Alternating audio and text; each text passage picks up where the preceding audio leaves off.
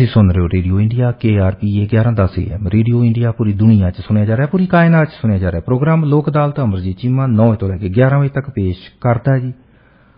अज एक होर मेहमान बड़े ही फेमस ने जी, पत्रकार सरदार तरविंदर सिंह बुट्टर। इन्हां नाल साडा संपर्क हो चुका है जी। श्री आनंदपुर साहब की पवित्र धरती ते ने। श्रोमणी गुरुद्वारा प्रबंधक कमेटी बारे कई कहानियां लोग सुनाते ने, कई गलत सुनाते ने, कई जानबूझ के सोच समझ के, या उन्हां दा कोई प्रोपोगंडा वाला या अलग तरह का कोई एजेंडा हो सकता है। उन्हां दी सोच उन्हां नूं मुबारक। पर अज बिल्कुल साडियां सारियां दी अखां दे विच ना, अखां दे सारे जाले साफ हो जाणगे। ब्रेन स्टॉर्मिंग गल्लां होणगियां। श्रोमणी गुरुद्वारा प्रबंधक कमेटी श्री अमृतसर साहब दा बजट है की है?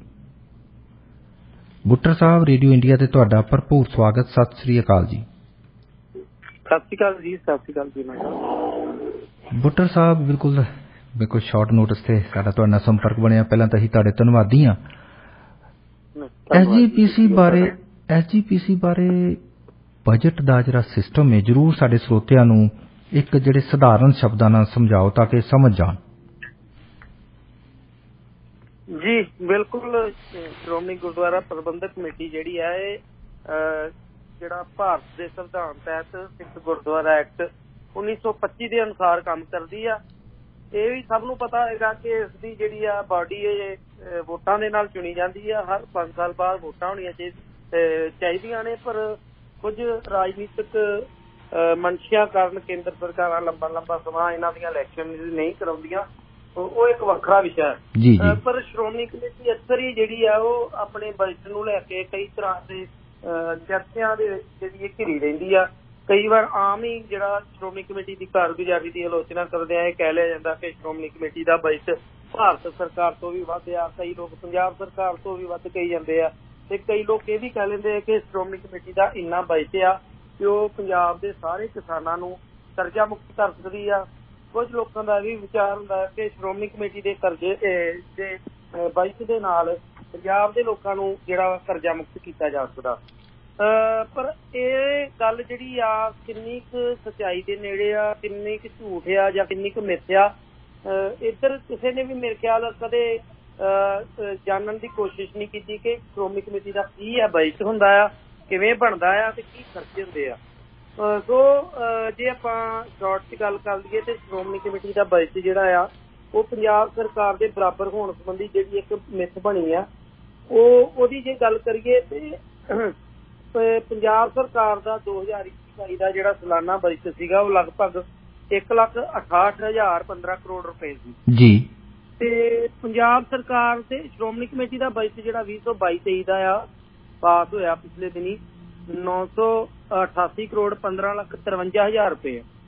इस हिसाब नाल जे पंजाब सरकार दे बजट दे नाल श्रोमणी कमेटी दे बजट की तुलना की जाए तो यह बजट 1% तो भी थल्ले भाव के आधा फीसदी मसा बनता है।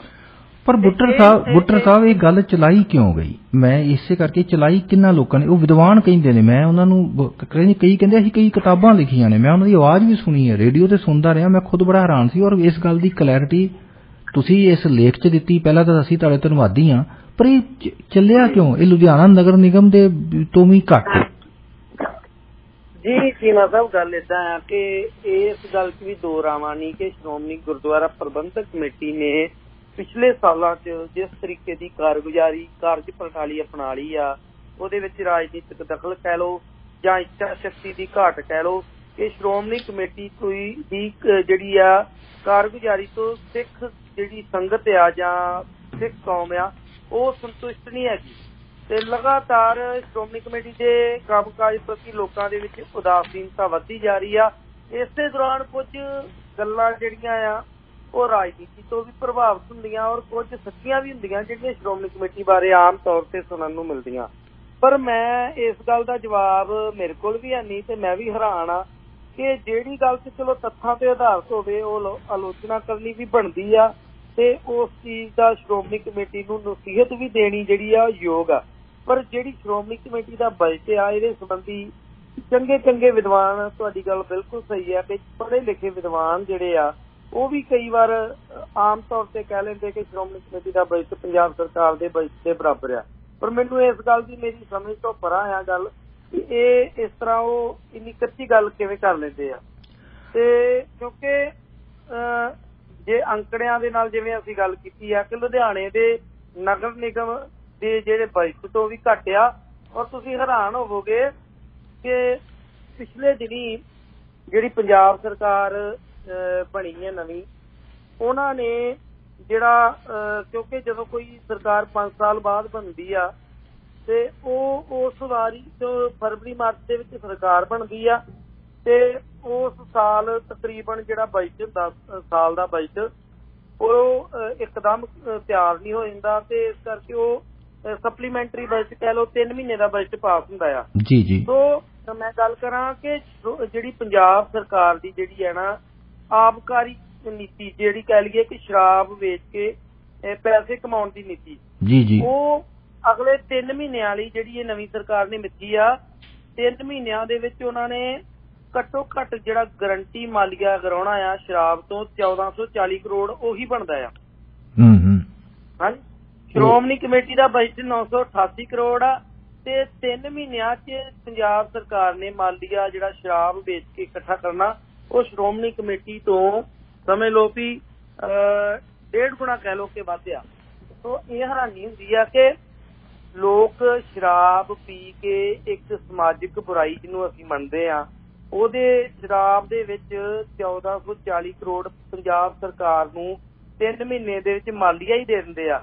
ਪਰ ਦੂਜੇ ਪਾਸੇ ਸ਼੍ਰੋਮਣੀ ਗੁਰਦੁਆਰਾ ਪ੍ਰਬੰਧਕ ਕਮੇਟੀ ਜਿਹੜੀ ਆ ਮੰਨਦੇ ਆ ਕਿ ਉਹਦੇ 'ਚ ਬਹੁਤ ਸਾਰੀਆਂ ਕਮੀਆਂ ਨੇ, ਸੁਧਾਰਾਂ ਦੀ ਵੀ ਲੋੜ ਆ, ਪਰ ਦੂਜੇ ਪਾਸੇ ਉਸ ਕਮੇਟੀ ਤੋਂ ਅਸੀਂ 10 ਰੁਪਏ ਗੁਰੂ ਦੀ ਗੋਲਕ ਦੇ ਵਿੱਚ ਪਾ ਕੇ ਇਸ ਤਰ੍ਹਾਂ ਤਵੱਕੋਂ ਕਰਨ ਲੱਗ ਪੈਂਦੇ ਆ ਕਿ ਸਾਡੇ ਬੱਚਿਆਂ ਨੂੰ ਵੀ ਸ਼੍ਰੋਮਣੀ ਕਮੇਟੀ ਪੜ੍ਹਾਵੇ, ਸਾਡੇ ਸਕੂਲ ਕਾਲਜ ਹਸਪਤਾਲ ਵੀ ਸ਼੍ਰੋਮਣੀ ਕਮੇਟੀ ਖੋਲੇ, ਤੇ ਜੇ ਸਾਡੇ ਬੱਚੇ ਵਿਗੜਦੇ ਆ ਉਹਦੇ ਲਈ ਵੀ ਸ਼੍ਰੋਮਣੀ ਕਮੇਟੀ ਦੋਸ਼ੀ ਆ। ਜੇ ਕੋਈ ਪਿੰਡਾਂ ਦੇ ਵਿੱਚ ਕੋਈ ਧੜੇਬੰਦੀ ਸਿਆਸੀ ਆ ਉਹਦੇ ਲਈ ਵੀ ਸ਼੍ਰੋਮਣੀ ਕਮੇਟੀ ਦੋਸ਼ੀ ਆ। ਇਸ ਤਰ੍ਹਾਂ ਦਾ ਮਤਲਬ ਲੋਕਾਂ ਦੇ ਵਿੱਚ ਪ੍ਰਭਾਵ ਬਣ ਗਿਆ ਵੀ ਹਰ ਕੰਮ ਦਾ ਸ਼੍ਰੋਮਣੀ ਕਮੇਟੀ ਤੋਂ ਦਾਰਮਦਾਰ ਸਿਰਫ 10 ਰੁਪਏ ਗੁਰੂ ਦੀ ਗੋਲਕ ਵਿੱਚ ਪਾ ਕੇ ਅਸੀਂ ਕਰਨ ਲੱਗ ਪੈਂਦੇ। ਦੂਜੇ ਪਾਸੇ ਪੰਜਾਬ ਸਰਕਾਰ ਨੂੰ ਅਸੀਂ ਕਰੋੜਾਂ ਰੁਪਈਆ ਜਿਹੜਾ ਵਾ ਉਹ ਸਾਲਾਨਾ ਟੈਕਸ ਦਿੰਦੇ ਵੱਖ-ਵੱਖ ਤਰ੍ਹਾਂ ਦੇ। ਸਾਡੇ ਨਾਲ ਦੇਖੋ ਚੀਮਾ ਸਾਹਿਬ, ਇੱਕ ਢਿੱਡ ਪੀੜ ਦੀ ਗੋਲੀ ਤੋਂ ਲੈ ਕੇ ਤੁਸੀਂ ਜਹਾਜ਼ ਤੱਕ ਖਰੀਦਣ ਦੇ ਵਿੱਚ ਟੈਕਸ ਅਦਾ ਕਰਦੇ ਜੇ। ਬਿਲਕੁਲ। ਪਰ ਕੋਈ ਵੀ ਜਿਹੜੀ ਪੰਜਾਬ ਦੇ ਵਿੱਚ ਸਮੱਸਿਆ ਆ, ਚਾਹੇ ਸਿਹਤ ਦੀ, ਚਾਹੇ ਸਿੱਖਿਆ ਦੀ ਆ, ਚਾਹੇ ਰੁਜ਼ਗਾਰ ਦੀ ਆ, ਉਹਦੀ ਜਦੋਂ ਗੱਲ ਹੁੰਦੀ ਆ ਤਾਂ ਅਸੀਂ ਸ਼੍ਰੋਮਣੀ ਕਮੇਟੀ ਨੂੰ ਘੇਰਨ ਲੱਗ ਪੈਂਦੇ। ਮੈਨੂੰ ਲੱਗਦਾ ਇਹ ਇੱਕ ਤਰਕ ਸੰਗਤ ਗੱਲ ਨਹੀਂ ਆ। ਇਹ ਸ਼੍ਰੋਮਣੀ ਕਮੇਟੀ ਦੇ ਬਜਟ ਸੰਬੰਧੀ ਜਿਹੜੀ ਆ ਉਹ ਲੋਕਾਂ ਦੇ ਵਿੱਚ ਇੱਕ ਚੰਗੀ ਪਹੁੰਚ ਔਰ ਨਿਰਪੱਖ ਪਹੁੰਚ ਪੈਦਾ ਹੋਣੀ ਚਾਹੀਦੀ। ਹਾਂ, ਇਹ ਗੱਲ ਠੀਕ ਆ ਕਿ ਸ਼੍ਰੋਮਣੀ ਕਮੇਟੀ ਨੂੰ ਧਰਮ ਪ੍ਰਚਾਰ ਲਈ, ਸ਼੍ਰੋਮਣੀ ਕਮੇਟੀ ਨੂੰ ਗਰੀਬ ਤੇ ਪਛੜੇ ਸਿੱਖਾਂ ਦੇ ਭਲੇ ਲਈ, ਸ਼੍ਰੋਮਣੀ ਕਮੇਟੀ ਨੂੰ ਆਪਣੀ ਪੰਥਕ ਏਕਤਾ ਲਈ ਜੋ ਕਰਨਾ ਚਾਹੀਦਾ ਉਹ ਕਰਨ ਦੇ ਵਿੱਚ ਪੂਰੀ ਤਰ੍ਹਾਂ ਸਫਲ ਨਹੀਂ ਹੋ ਪਾ ਰਹੀ। ਇਹ ਗੱਲ ਜਾਇਜ਼ ਆ ਔਰ ਇਹਦੇ ਲਈ ਸ਼੍ਰੋਮਣੀ ਕਮੇਟੀ ਨੂੰ ਜਿਹੜਾ ਉਹਦੀ ਆਲੋਚਨਾ ਵੀ ਜਾਇਜ਼ ਆ, ਉਹਨੂੰ ਸੁਧਾਰ ਕਰਨ ਲਈ ਪ੍ਰੇਰਿਤ ਵੀ ਕਰਨਾ ਚਾਹੀਦਾ। ਪਰ ਮੈਂ ਇਹ ਗੱਲ ਕਹਿਣਾ ਕਿ ਸਾਡੀ ਸੰਸਥਾ ਆ, ਸਾਡੇ ਪੁਰਖਿਆਂ ਦੇ ਖੂਨ ਨਾਲ ਸਿੰਜੀ ਸੰਸਥਾ ਆ, ਇਸ ਸੰਸਥਾ ਪ੍ਰਤੀ ਇਹੋ ਜਿਹੀਆਂ ਮਿੱਥਾਂ ਨੂੰ ਦੂਰ ਜ਼ਰੂਰ ਕਰਨਾ ਚਾਹੀਦਾ ਜਿਹੜੀਆਂ ਬਿਲਕੁਲ ਝੂਠ ਦੇ ਆਧਾਰਿਤ ਹੁੰਦੀਆਂ ਔਰ ਸਾਡੇ ਵਿੱਚ ਬਹੁਤ ਵੱਡੇ ਭੁਲੇਖੇ ਵੀ ਪੈਦਾ ਕਰਦੀਆਂ। ਸਾਡੇ ਨਾਲ ਨੇ ਸਰਦਾਰ ਤਰਵਿੰਦਰ ਸਿੰਘ ਬੁੱਟਰ, ਮਸ਼ਹੂਰ ਪੱਤਰਕਾਰ, ਸ਼੍ਰੀ ਅਨੰਦਪੁਰ ਸਾਹਿਬ ਤੋਂ ਨੇ। ਸ਼੍ਰੋਮਣੀ ਗੁਰਦੁਆਰਾ ਪ੍ਰਬੰਧਕ ਕਮੇਟੀ ਦੇ ਬਜਟ ਬਾਰੇ ਹੀ ਅੱਜ ਗੱਲਬਾਤ ਹੋ ਰਹੀ ਹੈ। ਬਜਟ ਬਾਰੇ ਮੈਂ ਤੁਹਾਨੂੰ ਵਿੱਚੇ ਨਾਲ SGPC ਬਾਰੇ ਗੱਲ ਬੁੱਟਰ ਸਾਹਿਬ ਬੜੀ ਇੰਟਰਸਟਿੰਗ ਸੁਣਾਉਣ ਜਾ ਰਿਹਾ। ਅੱਜ ਤੋਂ ਕੋਈ 15 ਸਾਲ ਪਹਿਲਾਂ ਦੀ ਗੱਲ ਹੈ ਬੁੱਟਰ ਸਾਹਿਬ ਜੀ। ਕੈਨੇਡਾ ਦੇ ਵਿੱਚ ਇੱਕ ਸ਼ਰਾਬ ਪਾਰਟੀ ਚੱਲਣ ਰਹੀ ਸੀ ਤੇ ਸ਼ਰਾਬ ਪਾਰਟੀ 'ਚ ਬੈਠ ਕੇ ਕਿਸੇ ਵੱਡੇ ਘਰ 'ਚ ਚੱਲ ਰਹੀ ਸੀ ਤੇ ਉੱਥੇ ਜ਼ਿਆਦਾ ਗੱਲਾਂ ਸ਼ਰਾਬ ਦੇ ਨਾਲ ਇੱਧਰ ਉੱਧਰ ਦੀਆਂ ਮਿਊਜ਼ਿਕ ਦੀਆਂ ਨਹੀਂ ਹੋ ਰਹੀਆਂ ਸੀ, SGPC ਦੇ ਪ੍ਰਬੰਧਾਂ ਦੀਆਂ ਗੱਲਾਂ ਹੋ ਰਹੀਆਂ ਸੀ, ਨਿਗਾਰ ਦੀਆਂ ਗੱਲਾਂ ਹੋ ਰਹੀਆਂ ਸੀ, ਪੰਥ ਦੇ ਨਿਗਾਰ ਦੀਆਂ ਗੱਲਾਂ ਹੋ ਰਹੀਆਂ ਸੀ, ਇਸ ਤੋਂ ਇਲਾਵਾ ਪਤਿਤ ਪੁਣੇ ਦੀਆਂ ਗੱਲਾਂ ਹੋ ਰਹੀਆਂ ਸੀ ਤੇ ਜ਼ਿਆਦਾਤਰ ਕਸੂਰਵਾਰ ਉੱਥੋਂ ਦੇ ਜਿੰਨੇ ਵੀ ਸ਼ਰਾਬੀ ਸਨ ਉਹ SGPC ਨੂੰ ਕਹਿ ਰਹੇ ਸਨ। ਤੇ ਮੈਂ ਬੜਾ ਹੈਰਾਨ ਸੀ ਵੀ SGPC ਜਿੰਨੇ ਉਹਨਾਂ ਦੇ ਅੰਦਰ ਸ਼ਰਾਬ ਜਿੰਨੀ ਅੰਦਰ ਜਾ ਰਹੀ ਸੀ ਤੇ ਉਨੀ ਜ਼ਿਆਦਾ ਉਹਨਾਂ ਦੇ ਜਿਹੜੇ ਸੁਰ ਨੇ ਉਹ ਐਸਜੀਪੀਸੀ ਦੇ ਪ੍ਰਤੀ ਤਿੱਖੇ ਹੋ ਰਹੇ ਸੀ। ਇਹ ਜੀ ਕੈਨੇਡਾ ਵਰਗੇ ਮੁਲਕ ਦੇ ਬੁੱਧੀਜੀਵੀ ਵਰਗ ਦੀਆਂ ਮੈਂ ਗੱਲਾਂ ਤੁਹਾਨੂੰ ਮਾੜੇ ਜੀ ਦੱਸ ਰਿਹਾ, ਕਿਉਂਕਿ ਜਿਹੜਾ ਤੁਸੀਂ ਨਾ ਕਿ ਅਸੀਂ ਸ਼ਰਾਬ ਤੇ 14,000 ਕਰੋੜ ਮਾਲੀਆ ਸਿਰਫ 3 ਮਹੀਨਿਆਂ ਦਾ ਦੇ ਦੇਣਾ, ਪਰ ਗੁਰੂ ਘਰ 'ਚ 10 ਰੁਪਏ ਦੇ ਕੇ ਵੀ ਅਸੀਂ ਗੁਰੂ ਘਰ ਦੇ ਬਾਰੇ ਇਹੋ ਜਿਹੀਆਂ ਗੱਲਾਂ ਕਰਦੇ ਹਾਂ। ਇਹ ਸਾਡੇ ਲੋਕਾਂ ਦੀ ਮਾਨਸਿਕਤਾ ਬਣ ਚੁੱਕੀ ਹੈ। ਮੈਂ ਤੁਹਾਡੇ ਲੇਖ 'ਚ ਬੜੀ ਵਧੀਆ ਗੱਲ ਲਿਖੀ ਜੀ, ਤੁਸੀਂ 78 ਇਤਿਹਾਸਿਕ ਗੁਰਦੁਆਰੇ ਆਉਂਦੇ ਨੇ ਤੇ ਜ਼ਰੂਰੀ ਨਹੀਂ ਜੀ ਬਹੁਤ ਸਾਰੇ ਗੁਰਦੁਆਰੇ, ਜਿੱਥੇ ਤੱਕ ਮੇਰਾ ਆਪਣਾ ਅਨੁਮਾਨ ਹੈ, ਤੁਸੀਂ ਵੀ ਇਸ ਚੀਜ਼ ਦੀ ਤਾਕੀਦ ਕਰ ਸਕਦੇ ਹੋ ਕਿ ਸਾਰੇ ਗੁਰੂ ਘਰਾਂ ਦੇ ਵਿੱਚੋਂ ਆਮਦਨੀ ਹੁੰਦੀ ਹੋਏਗੀ। ਬਹੁਤ ਜਗ੍ਹਾ ਤਾਂ ਇਹਨਾਂ ਨੂੰ ਖੁਦ ਉਹਨਾਂ ਦੀ ਸੰਭਾਲ ਵਾਸਤੇ ਆਪਣਾ ਪੈਸਾ ਖਰਚਣਾ ਪੈਂਦਾ ਹੋਏਗਾ ਜੀ। ਬਿਲਕੁਲ ਚੀਮਾ ਸਾਹਿਬ, ਜਿਹੜੇ ਸ਼੍ਰੋਮਣੀ ਗੁਰਦੁਆਰਾ ਪ੍ਰਬੰਧਕ ਕਮੇਟੀ ਦੇ ਵਿੱਚ ਜਿਹੜੇ ਗੁਰਦੁਆਰੇ 78 ਪੰਜਾਬ, ਹਰਿਆਣਾ, ਹਿਮਾਚਲ ਦੇ ਆਉਂਦੇ ਆ, ਉਹਨਾਂ ਦੀ ਜਿਹੜੀ ਆ ਆਮਦਨ ਦੇ ਮੁਤਾਬਕ ਇੱਕ ਵਰਗੀਕਰਨ ਕੀਤਾ ਜਾਂਦਾ ਹੈ। ਉਹਦੇ ਅਨੁਸਾਰ ਜਿੱਦਾਂ A grade, B grade, C grade, ਇਹ ਇਸ ਕਰਕੇ ਵੈਸੇ ਅਸੀਂ ਇਸ ਚੀਜ਼ ਨਾਲ ਹੋ ਸਕਦਾ ਤੁਸੀਂ ਵੀ ਸਹਿਮਤ ਨਾ ਹੋ, ਮੈਂ ਵੀ ਨਹੀਂ ਹੈਗਾ ਕਿ ਇਸ ਤਰ੍ਹਾਂ ਗੁਰੂ ਘਰ ਜਿਹੜੇ ਗੁਰੂ ਘਰ ਹੀ ਹੁੰਦੇ ਆ ਉਹਨਾਂ ਨੂੰ ਗ੍ਰੇਡਾਂ ਦੇ ਵਿੱਚ ਵਰਗੀਕਰਨ ਨਹੀਂ ਕਰਨਾ ਚਾਹੀਦਾ, ਪਰ ਉਹ ਇੱਕ ਵੱਖਰਾ ਵਿਸ਼ਾ। ਮੈਂ ਗੱਲ ਜਿਹੜੀ ਆਪਾਂ ਮੁੱਦੇ ਤੇ ਆਈਏ ਭਈ ਉਹ ਵਰਗੀਕਰਨ ਕੀਤਾ ਜਾਂਦਾ। A ਗ੍ਰੇਡ 'ਚ ਉਹ ਗੁਰਦੁਆਰੇ ਰੱਖੇ ਜਾਂਦੇ ਆ ਜਿਨ੍ਹਾਂ ਦੀ ਜਿਹੜੀ ਆ ਚੜ੍ਹਤ ਚੜਾਵਾ ਸਰਪਲਸ ਆ ਤੇ ਜਿਹੜਾ ਕਾਫੀ ਆ, ਔਰ B ਗ੍ਰੇਡ ਦੇ ਵਿੱਚ ਦਰਮਿਆਨੀ ਆਮਦਨ ਵਾਲੇ, C ਗ੍ਰੇਡ ਦੇ ਵਿੱਚ ਜਿਹੜੇ ਗੁਰਦੁਆਰਿਆਂ ਨੂੰ ਸ਼੍ਰੋਮਣੀ ਕਮੇਟੀ ਨੂੰ ਪੱਲਿਓਂ ਜਿਹੜਾ ਵਾ ਹੋਰਨਾਂ ਥਾਵਾਂ ਤੋਂ ਜਿਹੜੇ ਆਮਦਨ ਆਉਂਦੀ ਉਹਦੇ 'ਚੋਂ ਉੱਥੇ ਪੈਸੇ ਖਰਚਣੇ ਪੈਂਦੇ ਆ।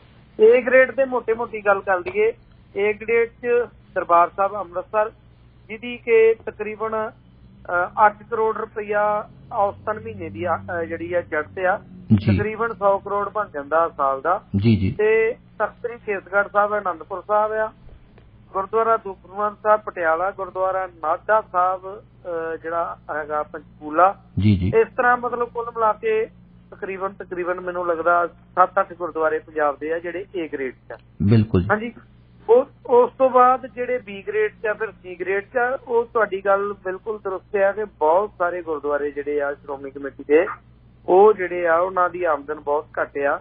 ਹੁਣ ਜਿਵੇਂ ਆਨੰਦਪੁਰ ਸਾਹਿਬ ਦੀ ਗੱਲ ਕਰੀਏ, ਤਖਤ ਸ੍ਰੀ ਕੇਸਗੜ੍ਹ ਸਾਹਿਬ ਜਿਹੜਾ ਉਹ A ਗ੍ਰੇਡ 'ਚ ਆਉਂਦਾ, ਪਰ ਉਹਦੇ ਨਾਲ 42-43 ਗੁਰਦੁਆਰੇ ਹੋਰ ਜੁੜੇ ਆ ਜਿਨ੍ਹਾਂ ਦੀ ਜਿਹੜੀ ਆ ਉੱਥੇ ਸੰਗਤਾਂ ਬਹੁਤ ਨਾਮਾਤਰ ਜਾਂਦੀਆਂ, ਉੱਥੇ ਚੜ੍ਹਤ ਚੜਾਵਾ ਘੱਟ ਆ, ਪਰ ਉੱਥੇ ਵੀ ਜਿਹੜੇ ਗ੍ਰੰਥੀ ਸਿੰਘ ਸਵੇਰੇ ਸ਼ਾਮ ਜਿਹੜਾ ਉਹ ਮਰਿਆਦਾ ਨਿਭਾਉਂਦੇ, ਸੇਵਾਦਾਰ ਵੀ ਹੈਗੇ, ਕੜਾਹ ਪ੍ਰਸ਼ਾਦ ਵਰਤਾਉਣ ਵਾਲੇ ਵੀ ਸਿੰਘ ਉੱਥੇ ਹੁੰਦੇ ਆ, ਔਰ ਇਹਨਾਂ ਦੀਆਂ ਤਨਖਾਹਾਂ ਵੀ ਜਾਂਦੀਆਂ, ਬਿਜਲੀ ਦੇ ਖਰਚੇ ਵੀ ਜਾਂਦੇ, ਹੋਰ ਖਰਚੇ ਵੀ ਜਾਂਦੇ।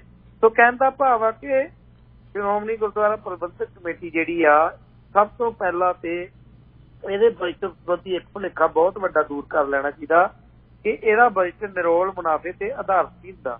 ਇਹਦਾ ਬਜਟ ਸ਼੍ਰੋਮਣੀ ਕਮੇਟੀ ਦੇ ਪਿਛਲੇ ਸਾਲ ਦੇ ਜਿਹੜੇ ਗੁਰਦੁਆਰਿਆਂ ਦੀ ਆਮਦਨ ਤੇ ਖਰਚੇ ਆ, ਉਹਨਾਂ ਦੇ ਅਨੁਸਾਰ ਜਿਹੜਾ ਵਾ ਅਗਲੇ ਸਾਲ ਦਾ ਬਜਟ, ਅਨੁਮਾਨਿਤ ਬਜਟ ਤਿਆਰ ਕੀਤਾ ਜਾਂਦਾ।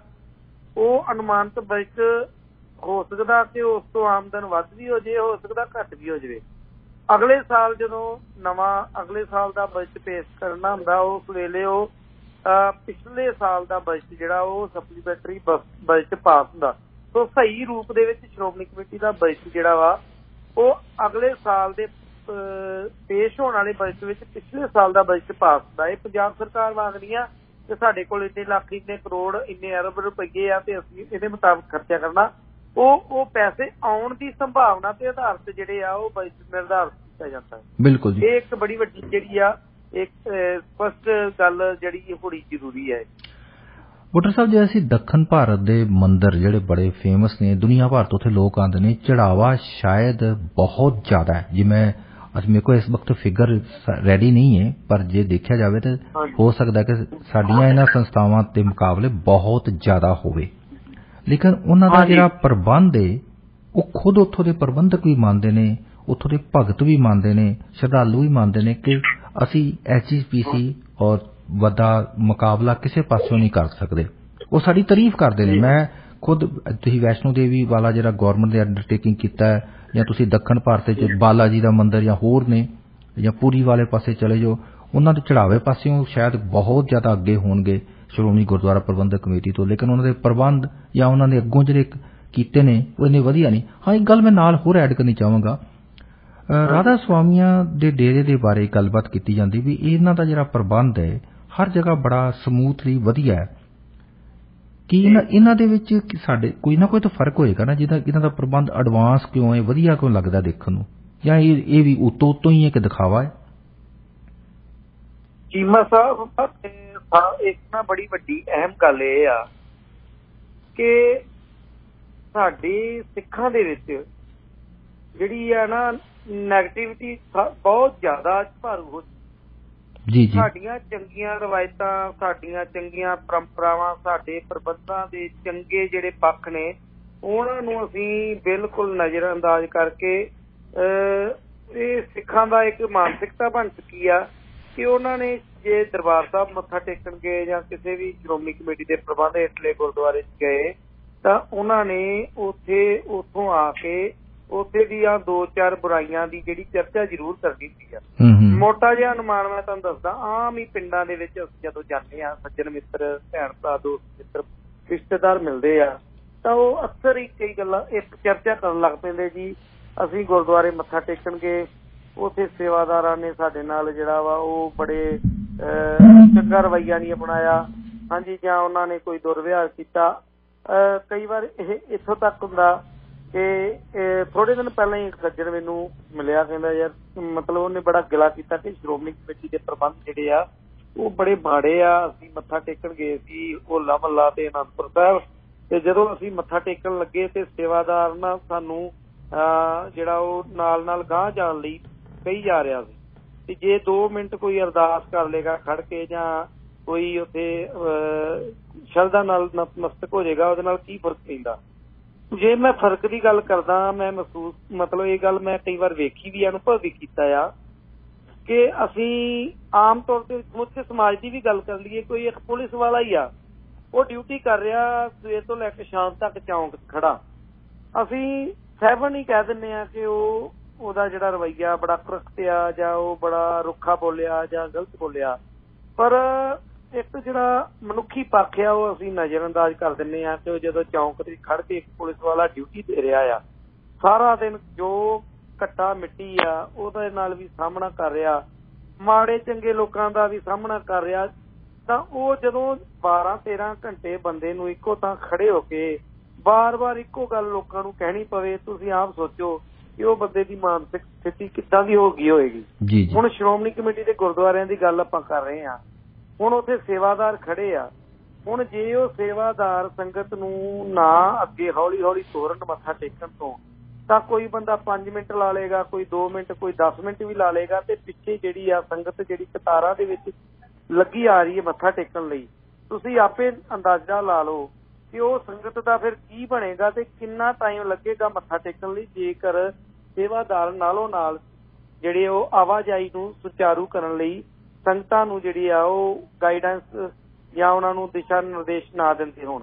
ਹੁਣ ਅਸੀਂ ਸਾਡੇ ਸੁਭਾਅ ਬਣ ਗਏ ਆ ਕਿ ਅਸੀਂ ਜਿਹੜੀ ਆ ਉਹ ਸਾਡੇ ਅੰਦਰ ਹਉਮੈ ਕਹਿ ਲਓ ਜਾਂ ਸਾਡੇ ਅੰਦਰ ਕੋਈ ਨੈਗੇਟਿਵਿਟੀ ਇੰਨੀ ਬਣ ਚੁੱਕੀ ਆ ਕਿ ਜੇ ਕੋਈ ਸ਼੍ਰੋਮਣੀ ਕਮੇਟੀ ਦਾ ਕੋਈ ਗੁਰਦੁਆਰਾ ਦਰਬਾਰ ਸਾਹਿਬ ਦੀ ਪਰਿਕਰਮਾ 'ਚ ਖੜਾ ਸੇਵਾਦਾਰ ਜੇ ਕਿਸੇ ਬੀਬੀ ਨੂੰ ਜੇ ਪਰਿਕਰਮਾ 'ਚ ਉਹਦਾ ਸਿਰ ਨੰਗਾ ਹੋ ਗਿਆ ਤਾਂ ਉਹ ਕਿਤੇ ਉਹਨੂੰ ਸੇਵਾਦਾਰ ਕਹਿ ਦੇਵੇ ਕਿ ਬੀਬੀ ਜੀ ਤੁਸੀਂ ਸਿਰ ਢੱਕ ਲਓ, ਜੇ ਕੋਈ ਮੋਬਾਇਲ ਫੋਨ ਤੇ ਗੱਲ ਕਰ ਰਿਹਾ ਉਹਨੂੰ ਕਹਿ ਦੇਵੇ ਕਿ ਭਾਈ ਸਾਹਿਬ ਤੁਸੀਂ ਮੋਬਾਇਲ ਜੇਬ 'ਚ ਪਾ ਲਓ, ਪਰਿਕਰਮਾ ਤੋਂ ਬਾਹਰ ਜਾ ਕੇ ਗੱਲ ਕਰ ਲਓ, ਤਾਂ ਅਸੀਂ ਜਿਹੜਾ ਹੱਥ ਜੋੜ ਕੇ ਉਹਦੀ ਜਿਹੜੀ ਗੱਲ ਨੂੰ ਮੰਨਣ ਦੀ ਬਜਾਏ ਉਲਟਾ 2-4 ਪੁੱਠੀਆਂ ਸਿੱਧੀਆਂ ਉਹਨਾਂ ਨੂੰ ਸੁਣਾ ਕੇ ਹੀ ਆਉਂਦੇ।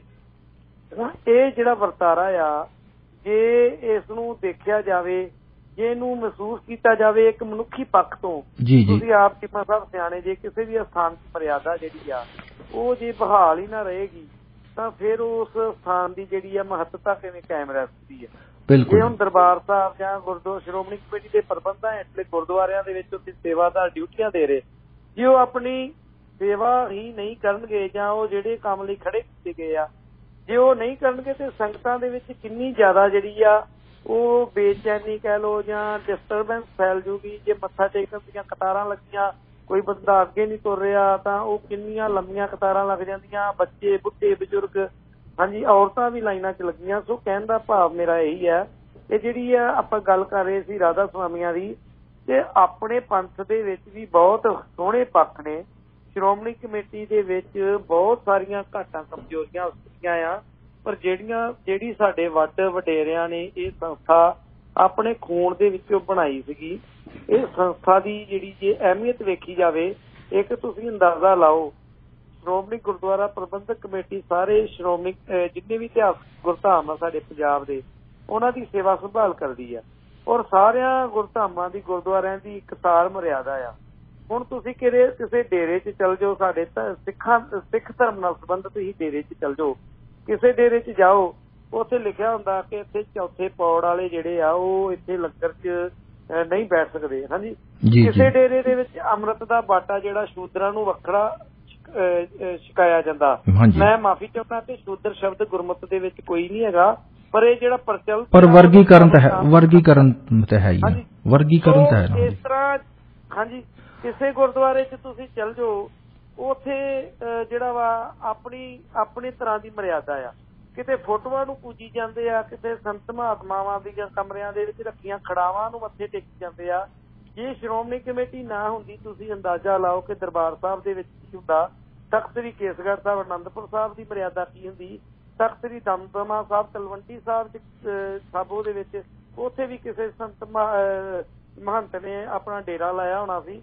ਤੋ ਇਸ ਤਰ੍ਹਾਂ ਇਹ ਚੰਗਾ ਪੱਖ ਆ ਕਿ ਕੌਮ ਨੂੰ ਇੱਕ ਸਾਰ ਮਰਿਆਦਾ ਦੇ ਵਿੱਚ ਵੱਢਣ ਦੇ ਵਿੱਚ ਇੱਕ ਸੂਤਰਧਾਰ ਦੇ ਵਜੋਂ ਸ਼੍ਰੋਮਣੀ ਕਮੇਟੀ ਜਿਹੜੀ ਆ ਅਹਿਮ ਭੂਮਿਕਾ ਨਿਭਾ ਰਹੀ। ਜਿਹੜੀਆਂ ਉਹਦੀਆਂ ਘਾਟਾਂ ਕਮਜ਼ੋਰੀਆਂ ਨੇ ਉਹਨਾਂ ਨੂੰ ਦੂਰ ਕਰਨ ਲਈ ਸੁਹਿਰਦ ਯਤਨ ਜ਼ਰੂਰ ਹੋਣੇ ਚਾਹੀਦੇ ਆ, ਪਰ ਇਹ ਨਹੀਂ ਕਿ ਆਪਣੀ ਕੌਮ ਦੀ ਸੰਸਥਾ ਨੂੰ ਹੀ ਨਿੰਦੀ ਜਾਈਏ। ਹੁਣ ਜੇ ਮੈਂ ਰਾਧਾ ਸਵਾਮੀਆਂ ਦੀ ਗੱਲ ਕਰਾਂ, ਜੇ ਨਿੰਦਿਆ ਅਸੀਂ ਕਿਸੇ ਦੀ ਨਿੰਦਾ ਨਹੀਂ ਕਰਨੀ ਚਾਹੁੰਦੇ, ਸਾਰਿਆਂ ਦੇ ਜਿਹੜੇ ਅਕੀਦੇ ਆ ਉਹਨਾਂ ਨੂੰ ਮੁਬਾਰਕ ਸੀ। ਪਰ ਹੁਣ ਰਾਧਾ ਸਵਾਮੀਆਂ ਦੇ ਡੇਰੇ 'ਚ ਚੱਲ ਜਾਓ, ਉੱਥੇ ਤੁਹਾਨੂੰ ਲੰਗਰ ਤੱਕ ਵੀ ਜਿਹੜਾ ਵਾ ਉਹ ਪੈਸੇ ਦੇ ਕੇ ਲੈਣਾ ਪੈਂਦਾ ਹੈ। ਹਾਂਜੀ, ਮੰਦਰਾਂ ਦੇ ਵਿੱਚ ਚੱਲ ਜਾਓ, ਮੰਦਿਰ ਦੇ ਵਿੱਚ ਪ੍ਰਸ਼ਾਦ ਵੀ ਤੁਹਾਨੂੰ ਪੈਸੇ ਦੇ ਨਾਲ ਮਿਲੂਗਾ। ਮੈਂ ਅੱਜ ਤੱਕ ਚੀਮਾ ਸਾਹਿਬ ਮੈਂ ਕਿਉਂਕਿ ਇੱਕ ਸਿੱਖ ਹੋਣ ਦੇ ਨਾਤੇ ਸਾਰੇ ਧਰਮਾਂ ਦਾ ਸਤਿਕਾਰ ਕਰਦੇ ਆ, ਪਰ ਸਾਡੀ ਇੱਕ ਮਰਿਆਦਾ, ਇੱਕ ਅੰਮ੍ਰਿਤਧਾਰੀ ਸਿੱਖ ਹੋਣ ਨਾਤੇ ਅਸੀਂ ਮੰਦਿਰ 'ਚ ਮੱਥਾ ਨਹੀਂ ਟੇਕ ਸਕਦੇ।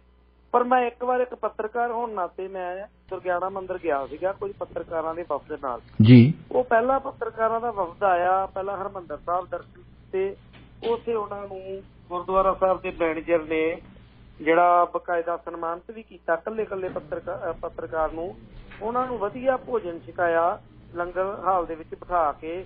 ਫਿਰ ਉਹਨਾਂ ਨੂੰ ਜਿਹੜਾ ਸ਼੍ਰੋਮਣੀ ਕਮੇਟੀ ਦੇ ਸੂਚਨਾ ਕੇਂਦਰ 'ਚ ਬਿਠਾ ਕੇ ਸਿੱਖ ਲਿਟਰੇਚਰ ਵੀ ਦਿੱਤਾ, ਉਹਨਾਂ ਨੂੰ ਮੱਥਾ ਵੀ ਬੜੇ ਸਤਿਕਾਰ ਨਾਲ ਜਿਹੜਾ ਟਿਕਾਇਆ ਗਿਆ ਅੰਦਰ। ਉਸ ਤੋਂ ਬਾਅਦ ਦੁਰਗਿਆਣਾ ਮੰਦਿਰ ਚਲ ਗਏ।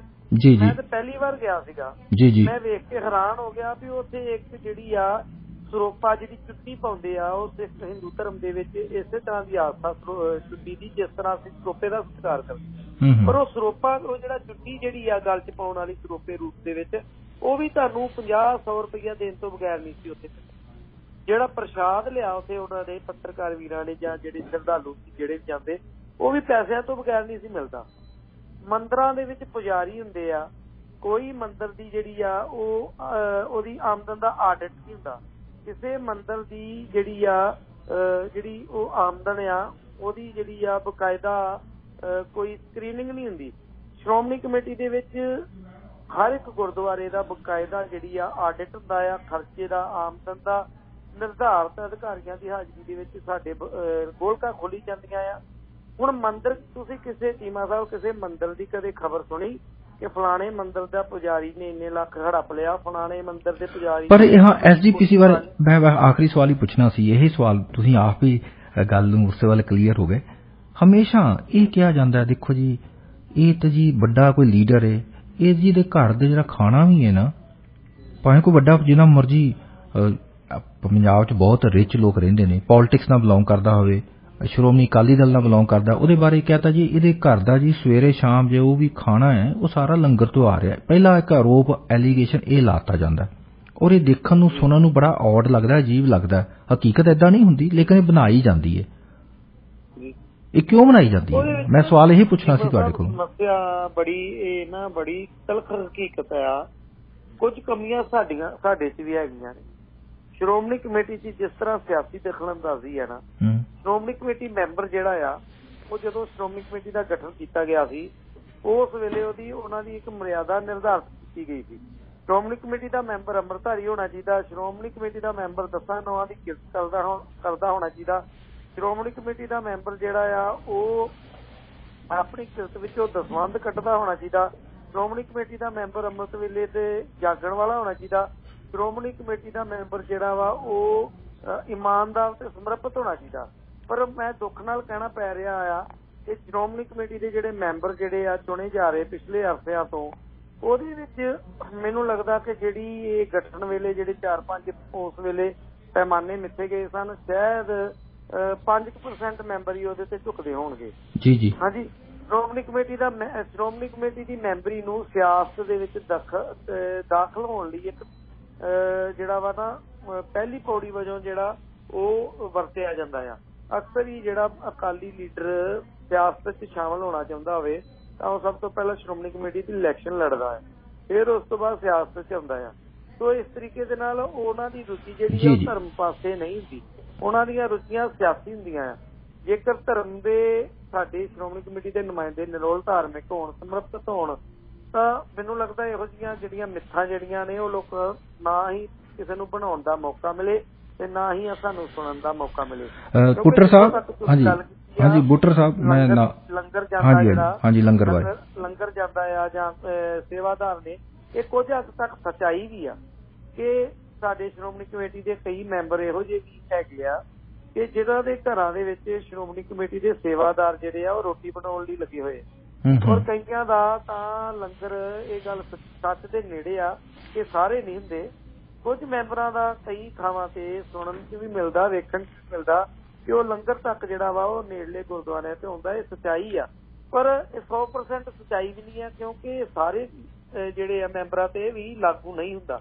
ਅੱਛਾ ਬੁੱਟਰ ਸਾਹਿਬ, ਹਾਂਜੀ ਬੁੱਟਰ ਸਾਹਿਬ, ਕਿਉਂਕਿ ਟਾਈਮ ਹੁੰਦਾ ਜਿਹੜਾ ਮੈਂ ਨਾਲ ਇੱਕ ਐਡ ਕਰ ਦੇਵਾਂ, ਜਿਹੜੀ ਨੋਮੀਨੇਟਡ ਸੀ ਬੇਸਿਕਲੀ, ਜਿਹੜੀ ਪਹਿਲੀ ਸ਼੍ਰੋਮਣੀ ਗੁਰਦੁਆਰਾ ਪ੍ਰਬੰਧਕ ਕਮੇਟੀ ਬਣੀ ਸੀ, ਉਸ ਵਿੱਚ ਵੀ ਚਲੋ ਉਸ ਵਕਤ ਦੇ ਉਹ ਲੋਕ ਵੀ ਸਨ, ਔਰ ਸ਼ਹੀਦ ਦਲੀਪ ਸਿੰਘ ਸੌਹਵਾਲਾ ਸ਼ਹੀਦ ਹੋਏ ਸਨ ਜੀ, ਉਸ ਬੰਦੇ 155 ਸਿੰਘ ਸ਼ਹੀਦ ਹੋਏ ਸਨ। ਉਸ ਘਟਨਾ ਦੇ ਬਾਰੇ ਸਭ ਨੂੰ ਪਤਾ, ਨਨਕਾਣਾ ਸਾਹਿਬ ਸਾਕੇ ਦੇ ਉਸ ਵਕਤ ਦੇ ਮੈਂਬਰ ਤੇ ਅੱਜ ਦੇ ਮੈਂਬਰਾਂ 'ਚ ਜ਼ਮੀਨ ਅਸਮਾਨ ਦਾ ਫਰਕ ਹੈ।